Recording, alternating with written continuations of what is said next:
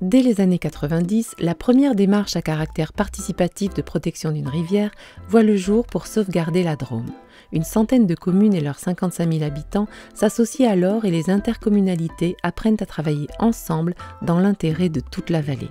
Au début des années 2000, leurs actions communes s'élargissent à d'autres champs du développement durable, d'autres enjeux environnementaux comme le traitement des déchets, l'agriculture bio, les énergies renouvelables, l'éco-construction et l'urbanisme alternatif, l'innovation en tout domaine.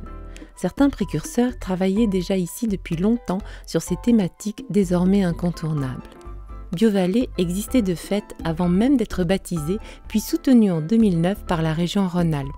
La création de l'association en mai 2012 permet à tous les acteurs du territoire d'adhérer et de bénéficier des atouts de la marque BioVallée, l'emblème de cette volonté collective. L'association BioVallée a pour objet de mettre en réseau les acteurs économiques de la BioVallée, que ce soit des entreprises, des associations ou des collectivités, intercommunalités, qui souhaitent s'engager dans la démarche de la charte de développement humain durable BioVallée sur les volets environnement, sociaux, gouvernance et économique. L'idée, c'est d'être le plus inclusif possible et d'emmener avec nous le maximum d'acteurs, quel que soit le degré de motivation. Donc la gouvernance, elle est partagée. C'est, je crois, d'ailleurs une des grandes innovations de l'association de la marque BioVallée, c'est qu'autour d'une même table, vous allez trouver des acteurs associatifs, des acteurs économiques, des collectivités, et tout le monde se parle. Donc vous êtes à la Chèvre qui sourit, je m'appelle Inès de Rancourt et je travaille ici avec mon compagnon Daniel Gilles. Ça fait 4 ans qu'on est installé dans cette chèvrerie. On fait donc de la production fromagère, transformation fromagère, et on fait aussi de la production de viande de chevreau et de chèvre. L'année dernière, on a commencé à adhérer à la charte BioVallée.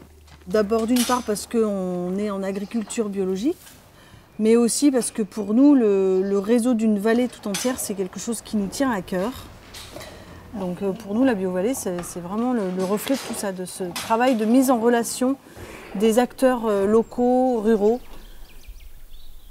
Au-delà de ce métier de base qui est de fédérer les acteurs autour des objectifs de BioVallée, nous développons également des actions qui servent également les intérêts, mais qui sont plus transversales. Je citerai par exemple l'Observatoire des bonnes pratiques de la BioVallée. C'est également l'écologie industrielle, sur laquelle nous essayons de développer collectivement avec les entreprises et les acteurs associatifs du territoire, des actions qui vont permettre finalement de développer une économie circulaire, les déchets des uns faisant la matière première des autres, ou en trouvant des méthodes d'économie qui vont permettre effectivement de consommer moins et d'impacter moins sur notre environnement. Ma société GPA est installée à Livron-sur-Drôme. Nous sommes 95 salariés et recyclons 10 000 véhicules par an. On produit de la matière première et des pièces détachées, des pièces d'occasion que l'on revend à des particuliers ou des professionnels. On fait un métier de l'environnement, nous recyclons un déchet, un bien de consommation. Mais des constructeurs, les ferrailleurs, les casseurs, les recycleurs ont parfois une mauvaise image auprès du grand public. Et l'adhésion à BioVallée nous permet de travailler cette image et peut-être d'aller au-delà des idées reçues. Les actions menées par les entreprises, les associations, les collectivités du territoire ont formé depuis des années la BioVallée. Et donc l'Observatoire se propose justement de leur donner visibilité et permettre également des échanges de bonnes pratiques entre les acteurs d'un secteur à un autre pour qu'ils puissent apprendre l'un de l'autre pour faire vivre cette BioVallée. Là il y a la charte et puis voilà un résumé de leur activité. D'accord, super, ok.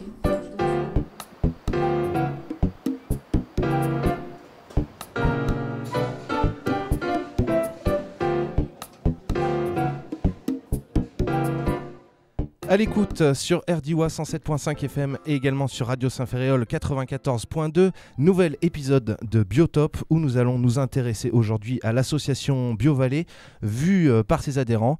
Allez Claude Verret, est-ce que vous avez participé à l'élaboration de cette charte par exemple ? Alors, bien sûr, on a participé à l'élaboration de la charte, mais on a participé aussi à la mise en place et à l'émergence de la notion de BioVallée. C'est parce que la société civile, c'est parce que le monde associatif, c'est parce que des entreprises et des agriculteurs, depuis 30 ou 40 ans, jardinent ce territoire.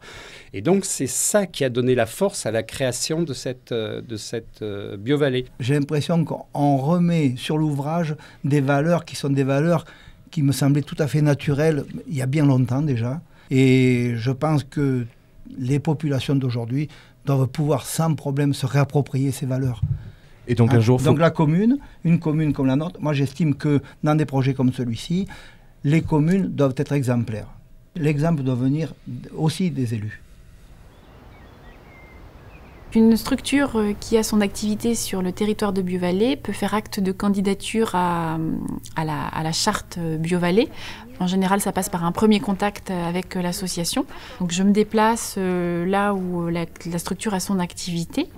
Et ensuite, on fait un travail de passer en revue la charte qui est composée de 55 actions, des actions d'achat responsable, des actions d'économie d'énergie, d'économie d'eau ou de meilleure gouvernance en faisant plus participer les salariés.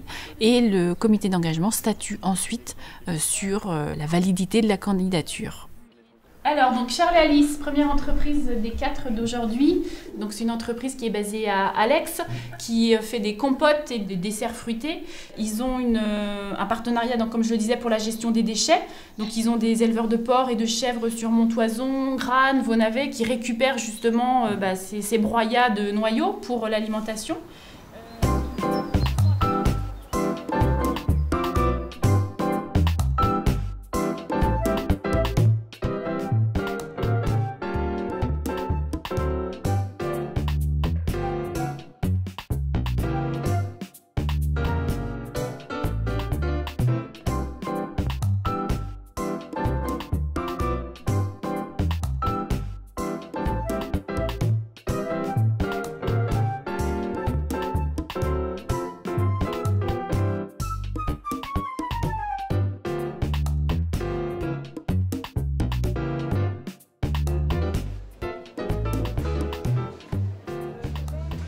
Salut Nathalie. Salut David. Je viens reprendre un vélo. D'accord, ok. Bon, je vais te passer un M. Tu vas mettre quoi, 1m70 à peu près? Hein? Donc bonjour, je m'appelle donc David Cacret. J'ai monté l'entreprise à bicyclette en 2012. C'est une entreprise de location de vélos assistance électrique. L'idée, c'était de faire découvrir notre territoire d'une autre façon que par la voiture. Nous, on avait décidé en montant à bicyclette de faire attention avec qui on travaillait. Par exemple, on est chez Nercop pour l'achat d'électricité. Les vélos sont fabriqués en Europe. Tous les fournisseurs avec qui on travaille sont des fournisseurs du DIWA. Donc quand on a rencontré les responsables de la marque BioVallée, ça nous paraissait totalement cohérent parce qu'on a les mêmes objectifs de développement durable.